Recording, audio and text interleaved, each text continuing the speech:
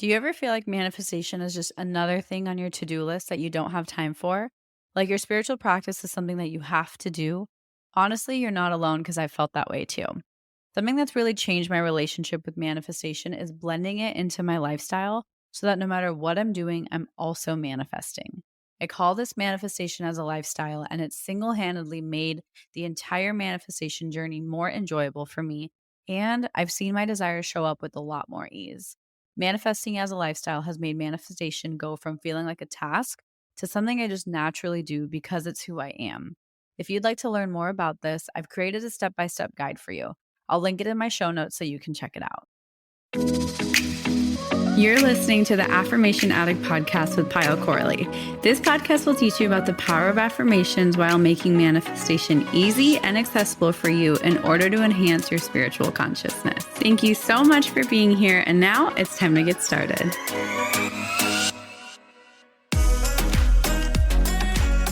Hi, everyone, and welcome back to the Affirmation Addict podcast. Today, I'm diving into the biggest manifestation mistakes I see people making on their journey. And this actually came from just a lot of asking questions on my Instagram and seeing where you're at, seeing what your understanding of manifestation is. And I figured it would be helpful to kind of give you some updates as to what you can do differently. This is not meant to shame you. This is not meant to make you feel bad. I just think this would be really helpful because I know there was a time when I was doing these things and it took me way longer than it probably needed to. I obviously believe in divine timing, and there's a reason it took me a long time to learn this lesson. But if you're listening to this episode, hopefully I can help cut out some of the guesswork. I can maybe help you adjust where you don't really know where you need to adjust on your manifestation journey. So that's what this episode is about. Just a couple manifestation mistakes. And yes, the title is a little bit harsh, but I only say it with love. And I really, really want this to be just helpful little perspectives. If you feel frustrated with your manifestation journey, if you've been trying everything I say and seeing no results, if you've been following someone's program and not getting to where you want to be, there's obviously a reason you're listening to this episode. So let's help you. Let's kind of squash some of the things that you might be just unknowingly doing that are not really serving you. So first things first, I think the biggest overall mistake, and I am guilty of this even to this day on some of the manifestations that haven't manifested. I think we're too vague. When someone says, what do you want to manifest? You respond and you say, I want to manifest my soulmate. I want to manifest $1 million.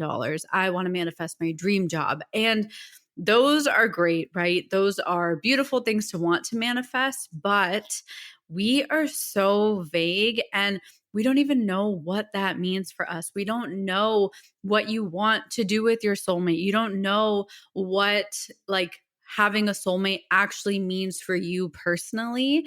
It's not like I'm trying to ask you to describe your soulmate to a T and physical characteristics, which a lot of people recommend. I personally never recommend that. I think physical characteristics are kind of an egotistical way of manifesting your soulmate. I think there's so much more than physical characteristics. So for me, it's not about what are the exact details. And I'm not asking you to get clear on your desire in a form of narrowing down and detaching, but it's more so in a way of understanding why is this desire specifically important to you and what does manifesting your soulmate actually mean to you. I am so sorry. Our trash is being picked up right now. So if it's loud, I apologize. I'm going to speak extra close into my microphone to hopefully drown out the sound. But I think what I mean by people being too vague is we all say we want more money. I want financial freedom. What does that mean to you? And then we get even more vague. We're like, well, I don't want to have to work. And it's like, okay, but then what are you going to do with your time? We have a tendency to have super short attention spans. So say you have all the money in the world, you don't have to work, then what are you going to do? What are you going to fill your hours of the day with? Where you're going to say you want to travel? Where are you going to travel to? Why do you want to travel there? So it's so easy to be overly vague and say those token answers, but that doesn't serve anybody. And that's not true to who you are. you have a very unique desire as to what you're craving from a relationship, from financial freedom, from your dream job. Those aspects, nobody can answer for you. No one can show you what that means. And this brings me to my second point, where we don't really know what it is that we want. We see what other people have. We see what other people talk about. We see what's possible for other people. And we use that as evidence and that as kind of a detail of our manifestation, when in reality, some of my best manifestations I could have never dreamed up.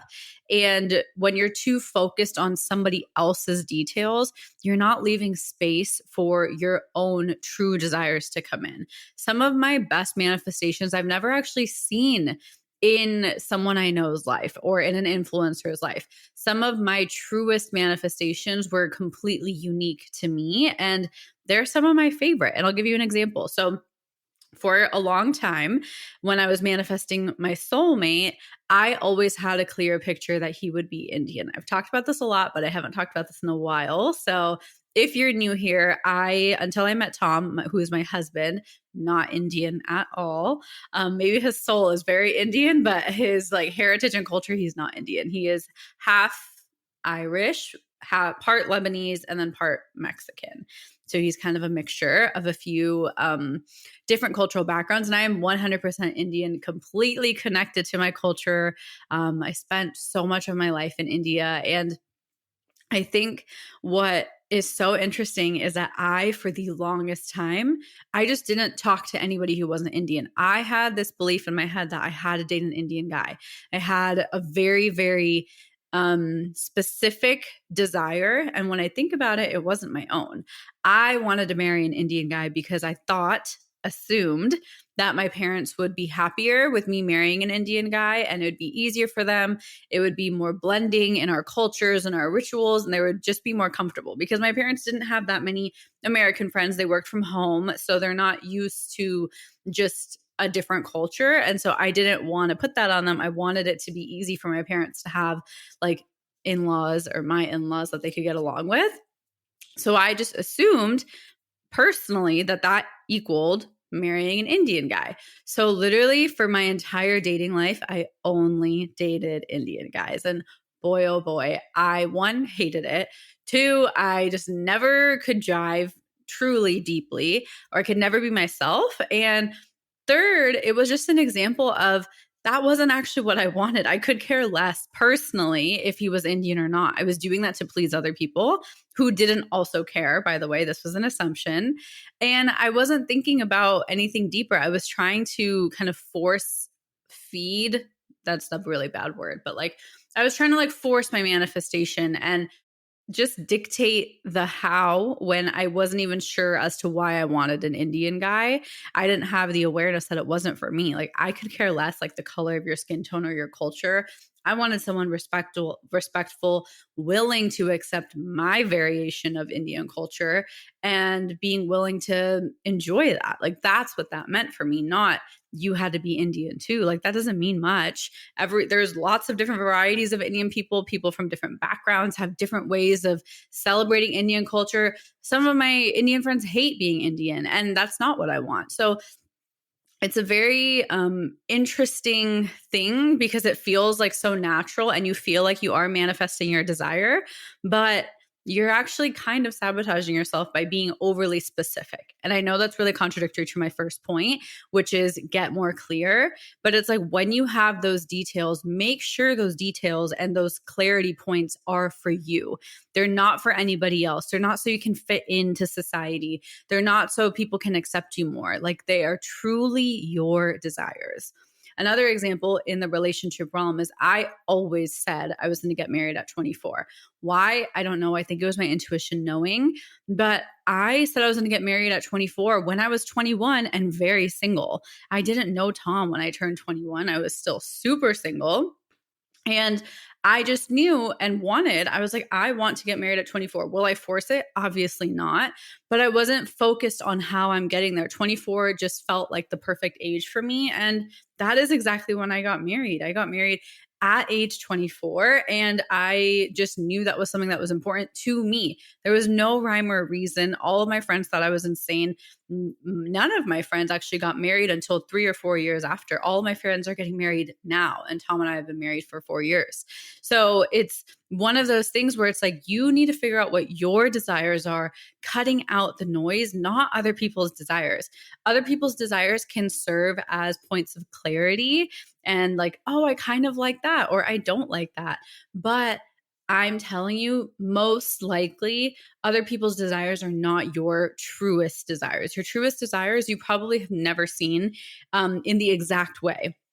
And use that to help yourself, let yourself dream bigger and get more creative in what you're asking for and be really honest with yourself. I think the vagueness comes from we're too scared to admit what we want.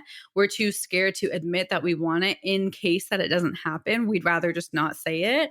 And it's like, no, like ask for what you want, because when you actually honestly ask for what you want, that strikes a chord within the universe, that connects to the universe. And the universe is like, oh, yes, this is what they want. And that is true to them. It's not for other people. It's not to people please. It's not to prove a point. It's not to be a disguise of your self-worth. It is actually your own desire. I always get a ton of questions in my DMs from people asking how I can manifest X. The truth is, you can really manifest anything as long as it's for the greatest good. And if you're having trouble manifesting something right now, or you feel stuck on your journey, I have a really beautiful resource I've made for you. It's a free quiz. It's called the Manifestation Archetype Quiz. And it's something that I've created so you can find out your manifestation style to give you more clarity on your spiritual journey. After taking the quiz, you're going to receive the best resources for your specific archetype to help you attract your desires based on where you're at and what you want to create. So you can find a link to the quiz in the show notes, or just head to my website at www.affirmation-addict.com. This is specifically for if you're manifesting something and it's just not coming. I think being overly vague and being kind of a catch-all, right? Like saying things that fit anything and can be flexible and leaving it up to the universe, I think is powerful. But I think we use that as an excuse to just pretend like we don't want to admit what we want. I, for a long time, had this goal of hitting a certain income goal in my business. And I've been more open about my kind of financial manifestation goals. I'm at a financial point that I never thought I could be at, but I do want to go an up level. And I'm trying to be more open about that because I think financial freedom, like we talked about, is something that we all are open to. And no matter what level you're at and no matter what level you're trying to get to, I think it's a very universal thing. And for a really long time, I would just say, oh, I want more money, or I want financial freedom, or I want my bank account to hit this number. But it's like, that is too vague. Like, why do you want that? For a long time, for me, it was to be able to prove to people that my business was worth it or my business was successful enough. And then it became about proving to myself that I was successful or worthy, and just peeling back the layers, which is why when you have an idea for what you want to manifest, there's a high chance that it's just a pathway for you to understand one of your limiting beliefs and peel back to actually get to the root. So asking yourself once, why do you want what you want, is not always enough. Most of the time, you have to ask yourself multiple times. So for me, I've been trying to hit a certain financial goal in my business, and I was so vague with it that I never hit it. In fact, I actually went backwards. And then once I finally admitted to myself why I wanted what I wanted and got to the root and what would I do with that money, how would I use it, that's when the money actually started coming, and I hit that financial goal really freaking quickly. And I didn't change that much except being honest with myself and being clear, but peeling back the layers. And it's a consistent cycle of repeating the process of what is it that you want? Why do you want it? How do you embody it? And blend it into your daily life. But so much of it is we miss that first part. Why do we want what we want? What is it that we actually want? We kind of miss that. And we just start to try and practice embodiment and practice blending it into our lifestyle, but we're focusing on a completely different thing. That's actually not our desire. So then that kind of wastes your time and the work isn't going to work that well because you're missing the point. And so I talk a lot about building your foundation and building a strong manifestation foundation. And this is what I mean. This is the first step, is honestly admitting what you want. What is it that you want that you've never seen before? So for me, I learned that like it's important for me to have more money because for two reasons. One is when me and Tom travel, we travel in a very different way than other people. And we're both really, really into wellness. And like we like staying at places that have a lot of wellness amenities or that are wellness oriented and healing. So like we call our travels like healing trips. And those places are sometimes harder to get to, or they're like all inclusive hotels. And we love that. But sometimes I'm like, is it worth it? Like I could experience this country in the same way without doing a wellness thing. But I understood that that's what's important to me, not for other people. I could care less if other people want to come with us. Like that is something I would want to spend my money on and circulate my money towards, is bettering ourselves in a different place's energy and enjoying that energy together. Like that's what's important to me. Some people want to spend their money on designer bags. I could care less on designer bags. I've talked about this before, but that's just something that's not important to me. And if it's important to you, challenge yourself. Why is it important to you? Is it to prove to yourself that you made it? Is it to prove to others that you made it? Or are you someone who is actually so obsessed with the make and the quality and the fabric and the story behind these bags? Like I understand logically luxury items, but it's something, especially in like handbags, that I'm not into. Maybe Indian clothes is probably the only thing that I appreciate luxury in. But even then, like my mom's a clothing designer and we make our own stuff a lot of the time. And I love that. And I have more fun doing it. So it's understanding, why do you want to receive what you want to receive, and then having the courage to question that. So that is the biggest manifestation mistake I see, is we are too scared to ask for what we want. So instead, we just kind of become vague and we're like, oh yeah, like I want financial freedom, or I want my soulmate, I want to feel loved, I want to have a beautiful wedding, or I want my dream home and I want it to be here, here, here. And so much of where our desires are and what our desires are initially start with your ego. It is to prove something. It is a social status. It is a status to yourself. It is to kind of show that you can do it. And it's almost like a test of strength. And once you drop all that aside, if no one was watching you, no one could see what you manifested, what makes you happy, you don't have to tell anybody about it, no one will ever know what you manifested, then what would you do? No one to show, no need for it. But then what? So those are it's kind of the art of like asking yourself good questions and then having the courage to be honest with that, because you might have spent so much time working towards a specific manifestation, but you realize you were not fully honest with yourself. And don't shame yourself for that. Like take this as a powerful stepping stone of like, oh my gosh, I finally uncovered what it is that I truly want. Like in a relationship for me, it was always important for me that me and my husband both work from home. And a lot of that is because I grew up watching my parents work from home and how much that just served their relationship. And I wanted that lifestyle. And Tom was in the military. Like he was never home. But after the military, he was like, I think I want to like be able to work from home and have flexible hours. And he ended up like stepping into the business that allows him to do that. And no one else in my life has them and their partner working from home with completely flexible schedules, can travel any day of the week. But that is something I grew up with. And it was personally so important to me that it is what I ended up creating. And so realizing that most of your desires are going to be very unique to you. And on top of that, sometimes when we're working on our manifestations and allowing them to come in, we take what everyone else is offering and we take their affirmations or we take their meditations, we take all of their stuff, but they're not actually targeting your unique limiting beliefs regarding that manifestation.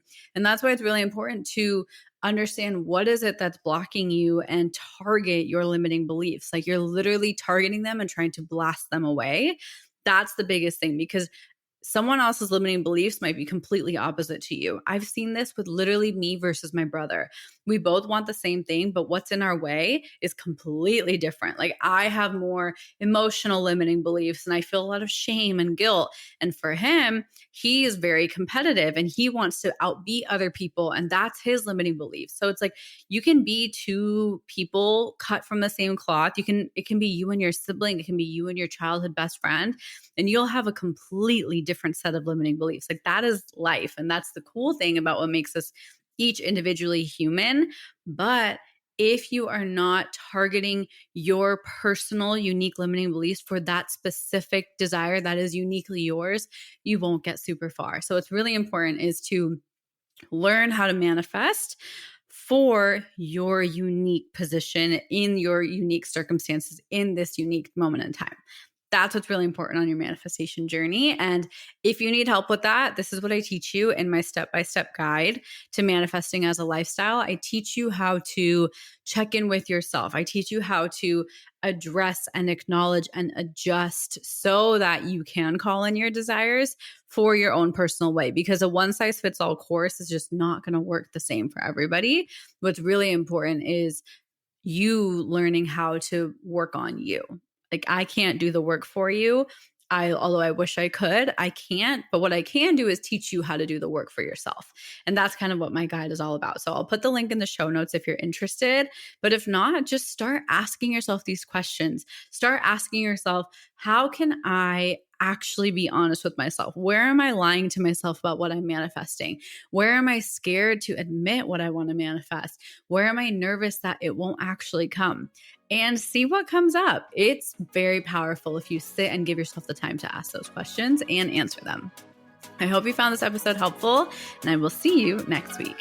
Bye. Thank you from the bottom of my heart for listening, and I hope you enjoyed today's episode. If this episode resonated with you, it would mean the world to me if you could rate and review the podcast and share it on your social media so I know to keep creating episodes that are inspiring you to manifest. I'm so genuinely grateful for the time we shared today, and I'd love for you to join the community by following @Affirmation Addict on Instagram. To continue diving into spirituality and manifestation, head over to my website, affirmation-addict.com. Until next time, I'm sending you so much love and so much healing energy.